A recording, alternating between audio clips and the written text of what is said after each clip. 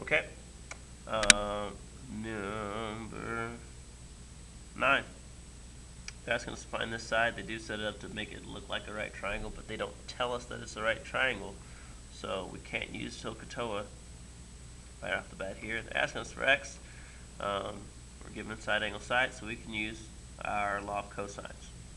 So we should set it up as x squared equals, and then these two sides, 6 squared plus 4.5 squared minus 2 times 6 times 4.5 cosine 46. And this is nice because it's all kind of there. We can just use all, or input all this into our calculator. Plus 4.5 squared minus 2 times 6 times 4.5 cosine 46. And so we should find out that x is 18.7.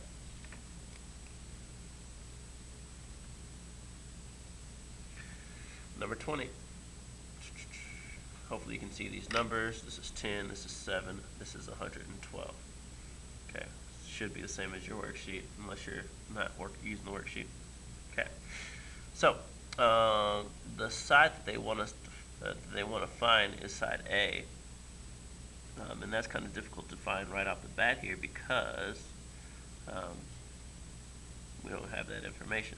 But what we do have is we have this side and angle pair, and so we'll use that to find angle B, and then use that to find angle A, and then side A from that. So a little bit of a drawn out problem here. So I'm going to set it up as sine 112 over 10 should equal sine, call it B, over 7. So I'll multiply 7 times sine 112 divided by 10, and that gives me 6.649. Okay, I'll do the inverse sine of that answer, and I find that B is 40. So we find that B is 40. 112 plus 40 gives 152. 180 minus that answer gives us 28. So angle A is 28. They really don't care about angle A though. The question asks us to find side A, and so we'll use set up law of sines again to find that. So we'll do 10 over sine 112 equals A over sine 28.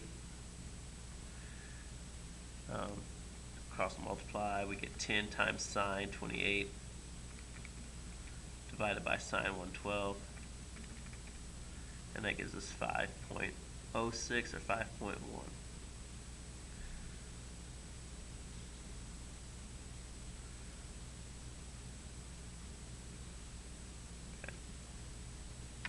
Alright, number 21 asks us to find W and X. So right here we're given right triangle, so we can use that. So in order to find W from this angle, which is 56, we have the opposite and the adjacent, so we're going to be using tangent. So we'll set up as tangent 56 equals the opposite over the adjacent. Multiply both sides by W. W times tangent 56 equals 10. Get W by itself by dividing by tangent 56. And so we get 10 divided by tangent 56 equals 6.7. And that's what W is, 6.7, about 6.7. Okay. 745, I'm going to write that here. W equals 6.745. Okay. So, to find X, basically what we're going to be doing is we're going to be looking at this triangle, this whole side, and then what we'll have to do is subtract whatever W is from what we find. Okay, so here we have opposite, adjacent, we'll use tangent again. Tangent 34 equals the opposite 10 over the adjacent. I'll just call it Z for right now. And then multiply all that jazz. We'll get Z equals 10 over tangent 34. Done that enough today that hopefully you see how we get to that. Okay, and then we find that this whole side is 14.8256. Okay, but we want to subtract w from that. So minus 6.745. And we should find that x then is 8.1.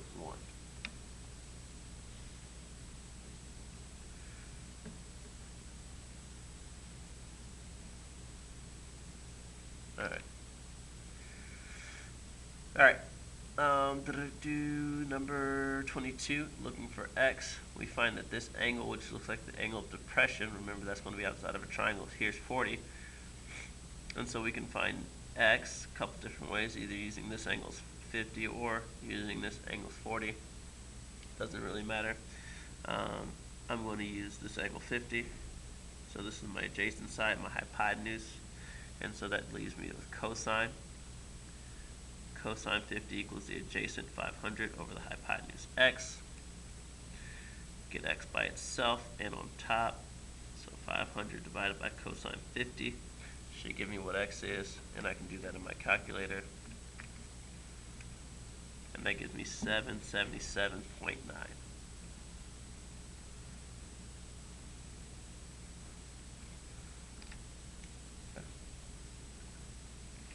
Alright, on to some word problems. Important to set these up. Pay attention to your angle of elevation and depression and where those go.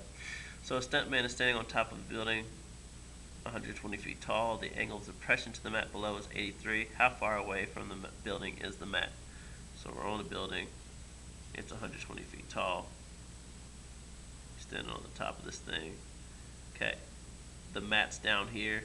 We don't know how far away it is. Okay, that's what we're looking for. So, they tell us that his angle of depression is 83. Remember that when we're given that angle of depression, it is outside. Okay, it is outside of the triangle. So this angle in here would be 7 degrees. Okay, because it's going to be 90 degrees. And they're asking us for this x. So, opposite. This is the opposite side. We know the adjacent side, tangent.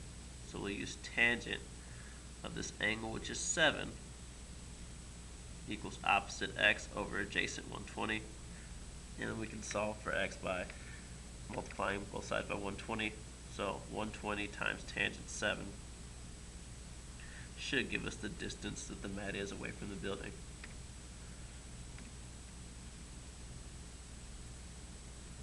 And that's 14.7 meters away or feet away.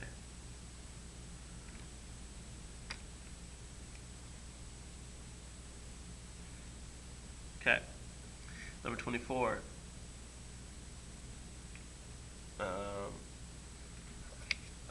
Search planes are looking for a raft containing 3 people lost at sea.